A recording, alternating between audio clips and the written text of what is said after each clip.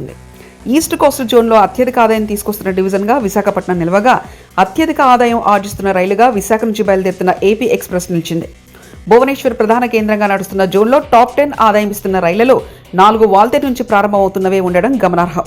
Waltair division ఎప్పటి మాదిరిగానే east Coast జోన్లో నెంబర్ 1గా కొనసాగుతుంది. జోన్ ప్రధాన కేంద్రమైన భువనేశ్వర్ని తలదన్నేలా ఆదాయాన్ని అందిస్తూ వరుసగా నాలో ఏదో టాప్ నిలిచింది. ఈస్ట్ కోస్ట్ రైల్వే జోన్కు వాల్తేరు డివిజన్ బంగారు బాతులా మారింది. అతిపెద్దదైన ఈ డివిజన్ పరిధిలో ఏటా 2.5 కోట్లకు పైగా ప్రయాణికుల రాకపోకలు సాగిస్తున్నారు. తూర్పు కోస్తా రైల్వే జోన్కు ఏటా సుమారు 14,000 కోట్ల వరకు ఆదాయం వస్తుండగా, అందులో 5,000 నుంచి 7,000 కోట్ల వరకు ఒక వాల్తేరు డివిజన్ నుంచే వస్తుంది.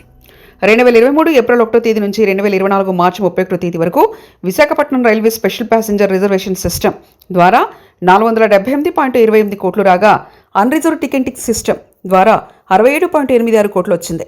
మొత్తంగా విశాఖ రైల్వే స్టేషన్ నుంచి 546.14 కోట్ల ఆదాయం లభించింది. అలాగే 2024-25లో 600 కోట్లు దాటింది. అలాగే భువనేశ్వర్ స్టేషన్కు 493.01 కోట్లు.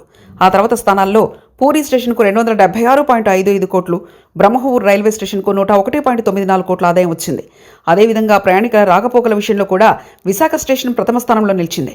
ఇక్కడ నుంచి 2,77,11,147 మంది రాకపోకలు సాగించారు.